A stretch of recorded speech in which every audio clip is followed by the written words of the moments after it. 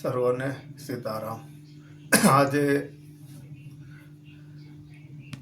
વાત કરીએ તુલસીદાસજી મહારાજની સાખી લઈને। कलिकाल कलियुग में केवल नाम आधार, ये स्मरण करके उतरे भव पारा। कलिकाल कलियुग में केवल नाम आधारा, स्मरण करके उतरे भव पारा। जपत जपत એટલે જપી ઉતરે ભવ પારા। તુલસીદાસજી મહારાજ કહે છે કલયુગની અંદર એક કેવળ નામનો આધાર લઈ અને સાધક શ્વાસાનું ભજન કરે તો પણ ભવસાગર તરી જાય છે। તુલસીદાસ મહારાજ ઘણા વર્ષો પહેલાં થઈ ગયા, રામા અવતારમાં થઈ ગયા, ત્યારે ઠેઠ લીખી નાખ્યું। તો જે કાંઈ વાત સમજવા જેવી છે, જે સાધકો રસ્તા ઉપર સડ્યા છે, જેને વૈરાગ છે અને રસ્તા ઉપર અત્યારે હાલી રહ્યા છે અને શરૂઆત છે, એ સાધકને કેમ સમજવું? અને આમાં ઘણા સાધકો એવા પણ મળેલા છે મને કે આમ ગણીએ તો થોડાક અફસોસમાં હોય કે આમ કોઈ પણ રીતે આપણે કહેવત છે ને એમ કે ભરવાડ છે ને, ભરવાડ ભાઈઓ જે માલધારી ભાઈઓ એ બકરા રાખે, સમજ્યા? બકરા રાખે, પછી બધાય બકરાઓ હોય અને વીઆઈન બકરા એટલે પછી 50 બકરા હોય કે 100 બકરા હોય, જો એમાંથી અડધા બકરા વિયાણા હોય તો બે બકરા બીજા આવે, એને કોઈને એક આવે તો અમુકને બે આવતા હોય, તો 50 વિયાણા હોય તો 60-70 બકરા નાના હોય। પછી એને છે ને ડામણ બનાવે, ડામણ આમ હુંવારી લાંબો લે ડામણ બનાવે, એની અંદર ગળાયા બનાવે, એ ગળાયાની અંદર એના માથા પોરવી દે એટલે પછી નીકળે નહીં એમ। એટલે અમુક પછી એવું તૈયાર હોય ને તો આમ પાછા પગલે હાલે અને શિંગડિયું ન ઉગ્યું હોય, શિંગડા વગરનું હોય ને તો નીકળી જાય પાછું, એવી રીતથી છે। એટલે એમ કે ભાઈ ઘણાને એવું થાય કે હવે કરવું શું આમાં, એમ કે ભાઈ વાત એમ કરે પાછા કે ભક્તિ મટાડે ભવ રોગને। તો ભક્તિ કોને કહેવાય, કે ભજન કોને કહેવાય? સાધકો સામે બેઠા હોય છે, પોતે વાત કરતા હોય છે, ઘણા વક્તાઓ, તો પાછું કે શ્વાસ ઉશ્વાસ જે છે એને સ્મરણ કહેવાય, ભજન ન કહેવાય, એને સ્મરણ કહેવાય। તો ભજન કોને કહેવાય, કે ભજન ખરેખર કોને કર્યું કહેવાય? કે નિરંતર જે નાદ છે એ નાદ સાંભળે એને ભજન કર્યું કહેવાય। નિરંતર નાદ છે એ નાદ સાંભળ્યા જ રાખે, સાંભળે એને ભજન કર્યું કહેવાય। તો તુલસીદાસે કીધું કળિયુગમાં કેવલ નામ આધારા, સ્મરણ કરીને ઉતરો ભવ પારા, જપી નામને ઉતરો ભવ તારા। વળે પાછા એમ કે જીવને જ્યાં રાખીએ, જ્યાં વાગે અનહદ ધૂરા, ઝિલમિલ જ્યોત જ્યાં જલ હરે, વર્ષે નિર્મળ નૂરા। તો જીવન સાહેબ સંસારની અંદર થઈ ગયા, એને કક્ષા પ્રાપ્ત કરી લીધી, સ્ટેજ બનાવી લીધું। જે સંતોએ જે સ્ટેજ બનાવી લીધું, જે કક્ષા પ્રાપ્ત કરી લીધી છે, એ સંતો કહી શકે, એ મહાપુરુષો કહી શકે કે આમ કરવાથી નાદ સંભળાય છે, આમ કરવાથી બુંદને સાચવી રખાય છે, એ બધું મહાપુરુષો કહી શકે। સપનામાંય ન સળે એવી બધી વાતો છે, એમાં વાતો કરી નહોતા। એ પાછું જીવન સાહેબે એમ કીધું ભાઈ આ છે ધ્યાની પુરુષના ધંધા। હવે હું જે કાંઈ વાત કરી રહ્યો છું, હું જે કાંઈ જ્ઞાન સત્સંગ કરી રહ્યો છું, હું તમને આવી વાતો કરું બધી યોગની, જ્ઞાનની, તો જ્ઞાનમાં જે કાંઈ છે તો એના વિભાજન જે કાંઈ કરેલા છે એની સમજણ ન આપીએ। મેં ખુદ નાદ નથી સાંભળ્યો તો હું તમને કેમ સંભળાવી શકું? જે કાંઈ નાદો વાગી રહ્યા છે, કાંઈ 10 નાદ સુધીની વાત થઈ રહી છે, તો એ નાદ મેં જ ન સાંભળ્યો હોય તો હું તમને કેમ કહું કે નાદ આવી રીતે સંભળાઈશ. શ્વાસાની ગતિનું ભજન છે એ મેં ભજન જ ન કર્યું હોય તો હું તમને કેમ કહી શકું ભાઈ ભજન કરે કેમ કરાય એમ. આવી સરસાઓ થાય છે ઘણું બધું. અને વળી પાછા બીજા કોઈ સરસા કરતા હોય તો કે ભાઈ તમે તો વાત કરો, તમને ખબર હોય તો તમે વાત કરો, તમે કહો, તો અમને એટલી બધી ન ખબર હોય તો તમે વાત કરો. વળી પાછું કે નાદ છે તો આ પોલું છે આ શરીર તો એ વાગે, તો વળી પાછા વાતું એમ થઈ રહ્યું છે કે એમ કે પાછા મારી સાંભળેલી વાત કરું છું બધી એમ સત્સંગમાં કે વળી પાછા એક ભાઈ બીજા ભાઈ એમ કે ભાઈ પોલું છે વાગી રહ્યું છે બરાબર છે પણ નાદ સંભળાઈ રહ્યો છે તો કયા કાંઈને પહેલાં સંભળાવવાનો, કઈ જગ્યાએ પહેલાં સંભળાવવાનું, કેમ સંભળાવવાનું, બેમાંથી કંઈ નથી સાંભળેલો. જે મારી હારે સરસા સામે કરી રહ્યો એને નથી સાંભળેલો, મેં નથી સાંભળેલો. એમ બે ભાઈ વાત કરતા હોય છે હું સાંભળું છું. બેમાંથી કંઈ નથી સાંભળેલો વાતું કરે છે. વળી પાછી એન્ડમાં સરસા થાય ત્યારે એમ કહે છે ભાઈ મેં તો હું તો ભજન નથી કરતો, હું તો કાંઈ કરતો નથી. તો કર્મ વગરનું ફળ નથી. કર્મ કરીએ તો જ ફળ મળે. જે બહાર કર્મ કરીએ ને આમાંય કર્મ કરીએ તો ફળ મળે છે. તો વળી પાછા એમ કે ભાઈ દારૂ ન પીવો, ઉપદેશ આપે ત્યારે દારૂ ન પીવો, ખોટું ન કરવું, જુગાર ન રમવો, પરમાટી ન ખાવી, અન્યાય ન કરવો, આ બધી એવી વાત કરે અને પછી ઉપદેશ આપે. પણ જે સાધકને વૈરાગ લાગ્યો છે, જે સાધકને સત્યના માર્ગે હાલવું છે, જે સાધકને જાણવું છે એ અમથા એમાં હોય જ નહીં. એ બધું બાદ કરીને તો આવ્યા હોય. એને તો એટલું જ જોવાનું છે કે સંસારની અંદર રહીને બંને માણસનું કુટુંબ સાથે જીવન સારું જીવી અને કેમ આગળ નીકળી જવું. એને તો એ છે હવે નાદ બુદ્ધ અવાજોની આવી બધી વાતો કરીએ સંભળાય છે, મહેનત કરે તો સંભળાય છે. હું ના નથી પાડતો, એમ મારો અનુભવ પણ છે એમાં, એમ હું ના નથી પાડતો. પણ હવે સાંભળ્યો જ નથી વાત કરો છો વળી પાછા છેલ્લે ખુલાસો કરે છે કે મેં નથી સાંભળ્યો, તો કે મેં નથી સાંભળ્યો. હવે બેમાંથી એકય ભાઈઓ એ નથી સાંભળેલો. વળી પાછા છેલ્લે એન્ડમાં ખુલાસો કરે છે. ઘણી લાંબી ચર્ચા ત્યાં આપી છે.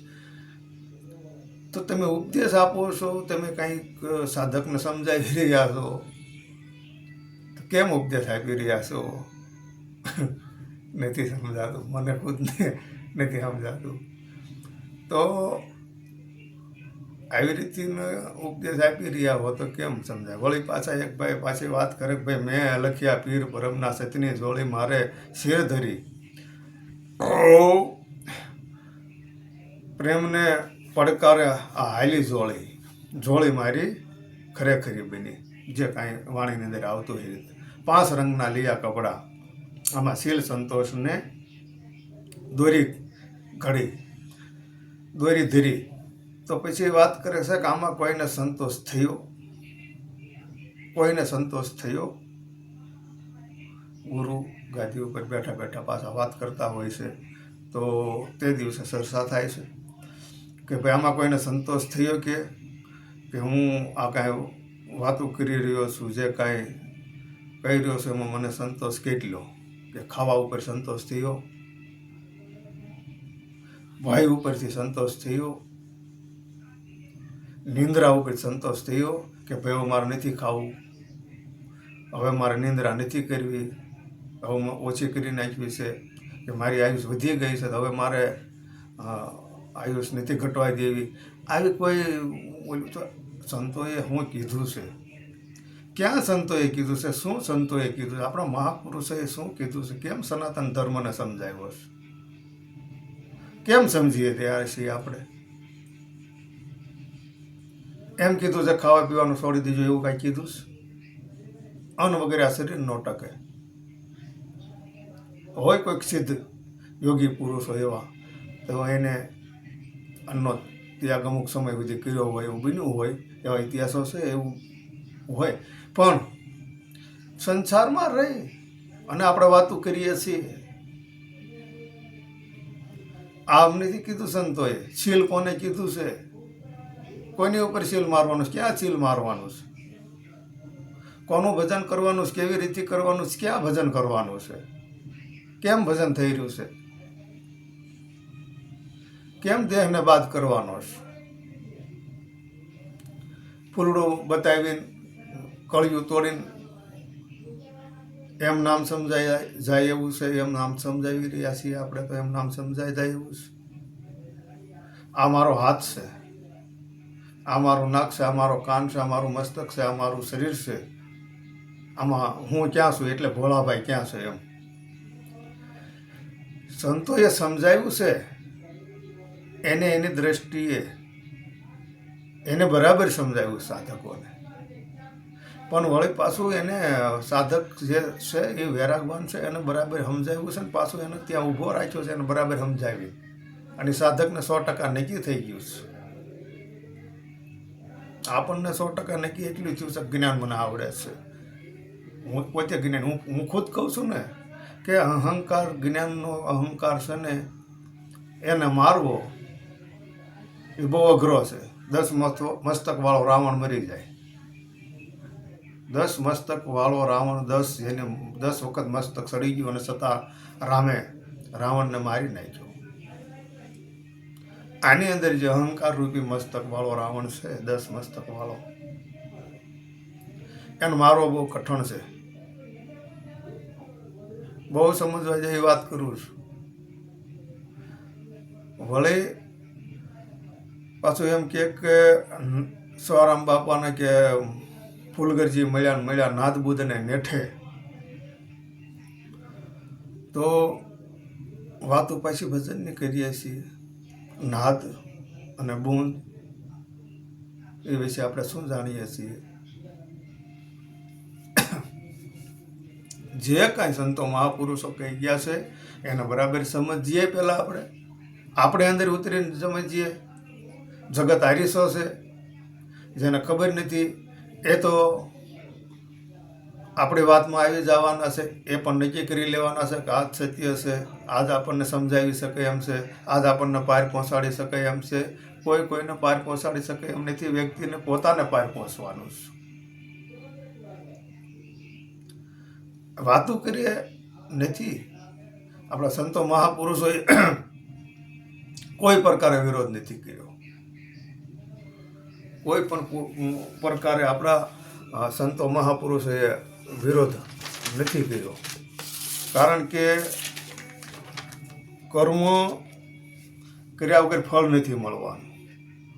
વળી પાછી આપણે વાતો કરીએ કે ભાઈ થોથા પોથાની વાતો કરીએ, કાંઈ ખોટી વાતો કરીએ, થોથા પોથા ખોટા છે અને આ ખોટી બધી વાતો કરીએ, આ કાંઈ પાર આવે એવું નથી.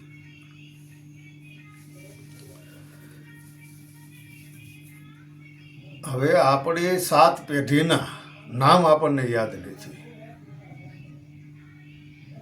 આપણી 7 પેઢીના નામ આપણને યાદ નથી. આપણી 7મી પેઢીએ કોઈ એવા આપણા વડવા થઈ ગયા હોય કે કોઈકનું એને સારું કર્યું હોય, કોઈની જમીન જાતી હોય તો એને સોડાવી હોય. પહેલાં વેરા ઉઘરાવા આવતા હતા ને એ રાજાશાહીમાં, એવા ગઢિયાની વાતો અમુક આપણને સાંભળવા મળે છે. પણ એ નામ નહીં હોય તેને પણ ન યાદી હોય. તો પહેલા યુગમાં થયા છે જે વેદ વ્યાસે ખુદે આ થોથા પોથા લખ્યા છે. અને એ થોથા પોથા વાંચીને સંતો મહાપુરુષો આગળ આવ્યા છે. પછી એનો અનુભવ થયો છે એટલે સંતોએ એની વાણી લખી છે.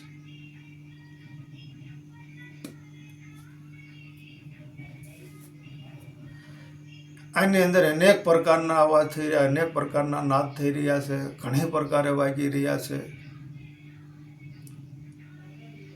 હવે મેં ખુદ સાંભળ્યા નથી, મારે કેમ સંભળાવો સામેવાળાને? કેમ કેવું તમે આવી રીતથી કરી જો એટલે નાદ સંભળાય છે એમ? ખાલી મેં જ્ઞાનની ચર્ચા કરી હોય તો મારી આગળ ભાઈ ખાલી જ્ઞાન છે, જ્ઞાન મારી આગળ છે. જે કાંઈ છે મને 5 તત્વનું છે, પછી પ્રકૃતિનું છે, જે કાંઈ એની અંદર છે, જે કાંઈ નવ ઇન્દ્રિયો છે એનું મને જ્ઞાન છે ભાઈ. અને 10મો મોલ છે, 10મું જે કાંઈ સંતોએ બતાવ્યું છે એનું પણ મને જ્ઞાન છે. એટલી વાત કરીને આગળ હાલીએ તો સાધકને પણ સારું રહે, એને ક્યાંક જવું હોય તો જઈ શકે. તો આવું મેં જોયેલું છે. તો હવે શું કરવું આની વિશે કે ભાઈ ઉપદેશ આપે કે હાથ પગને નાક કાન ને એવું બધું જે કાંઈ છે એ પણ એમ ઉપદેશ નથી. એ સાધકને પોતાને નક્કી કરવાનું છે કે મારું જે શરીર છે એ હું પોતે નથી. આની અંદર બોલી રહ્યો છે એ પાછો 52 બારો છે. તો આ શરીરની અંદર બોલી રહ્યો છે 52 બારો છે, તો કેવી રીતે બોલી રહ્યો છે, કેમ 52 બારો છે? બારો એને કેમ કહીશું? વળી પાછું અંદર છે ઓહી સદગુરુ અમારા સંતો ઓહી સદગુરુ અમારા, ઓ તો સૂક્ષ્મ વેદ છે નિયારા. ભીતર જોઉં કે આ બારા સંતો વહી સદગુરુ અમારા. બારે બતાવ્યો છે, અંદરે બતાવ્યો છે, અણુમાં બતાવ્યો છે, સર્વ સ્થળે બતાવ્યો છે. પછી આપણે વાતો કરીએ એમ કહીએ કે ભાઈ માતાજીને કે ભગવાનની મૂર્તિ એક મંદિરે લઈ જઈને થાળ ધરાવી તો ભગવાન ખાતા નથી, એ આપણે જ ખાઈએ છીએ. તો ભગવાન ખાતા નથી, ભગવાન ભાવના પૂછ્યા છે. અને જેટલો ભાવ વધ્યો છે, જેટલો જેને પ્રેમ વધ્યો છે, એનો પ્રસાદ ભગવાન ખુદ જીમ્યા છે, એનો પ્રસાદ ભગવાને ખુદે લીધો છે. દૂધ પીધું છે, દૂધ પાયું છે કે મારા બાપા રોજ દૂધ પાવા આવે છે કે માત ગામ ગયા છે ને તમારે દૂધ પી લેવાનું છે, પી લ્યો. તો બાપા કીધું દૂધ ન પીધું, પણ એના દીકરા કીધે દૂધ પીધું. ઠાકરે કૃષ્ણ ભગવાને દ્વારકાની અંદર કે દૂધ પી લ્યો, નકર કે લાકડે એક મૂકીશ તો કે મારે થાય છે મોડું ઢોરમાલ સારવા જવાનું. હવે એને કોઈ ગતિમતી નથી, ભગવાનને ઊભું થઈને દૂધ પી લેવું પડ્યું. આ સત્ય ઘટના બતાવીશ. એ લખેલું છે, આ વાણી લખેલી છે. સાધકને બંને ત્રાજવામાં પગ રાખી અને જે અર્જુને માછલી વીંધી માછલી વીંધવાની છે, તો જ જીવન જીવવાની મજા આવી છે. મારો એક જ ઉપદેશ છે, મારી એક જ વાત છે. હર કોઈ જે કાંઈ મારી હારે બેસી રહ્યા છે, જે કાંઈ સાંભળી રહ્યા છે, જે ભાઈઓ ગુરુ ભાઈઓએ જે કાંઈ બધાએ મને વિડીયા બનાવવાનું કીધું છે, એમાં તમારો આજને જે કાંઈ વાત હતી, આપણે ચર્ચા કાંઈક થયેલી હતી, તો એની વિશે તમે પૂછ્યું, એ વિશે મેં આજ વિડીયો બનાવ્યો છે. બરાબર ધ્યાનપૂર્વક સાંભળજો, એટલે સમજાઈ જાય છે. વળે કાંઈ પ્રશ્ન હોય તો ફોન કરજો, અથવા આપણે ભેગા થઈ ત્યારે કહેજો. પણ સંતો મહાપુરુષોએ જે કાંઈ રસ્તા બતાવ્યા છે, આપણે જ્ઞાન માર્ગે હાલવાનું છે, આપણે જ્ઞાનની ચર્ચા ઉપર રહીને હાલવાનું છે. એમાં પણ બધું થઈ જાય છે. જેટલો ભાવ હશે, જેટલી ક્ષમતા હશે, જેટલો શરીરની અંદર પાવર હશે, પાવર પ્રમાણે આપણે આગળ હાલી શકશું.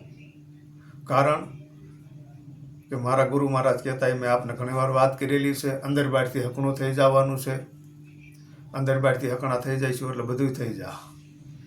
તો બહારથી તો હકણા આપણે રહીશું જ. બહારથી આપણે ચોરી કરીશું તો પકડાઈ જઈશું, તો માર મળશે, પોલીસ સ્ટેશને જઈશું, આબરૂ જાય છે. કોકને હારે ખરાબ દ્રષ્ટિ કરીશું તો પણ આપણે આબરૂ જાય છે. આ બધાએ બહારના જે વાતાવરણ છે, બહારની રીતે આપણે હકણા થઈ જઈશું. સામાજિક દ્રષ્ટિએ સારું જીવન જીવી રહ્યા છીએ એટલે ડરના લીધે, બીકના લીધે, સજા થવાના લીધે આપણે કાંઈ નહીં કરીએ. બહાર તો હકણા છીએ, પણ અંદર હકણા કેમ રહીશું? અંદર તો કોઈ ભાળતું નથી.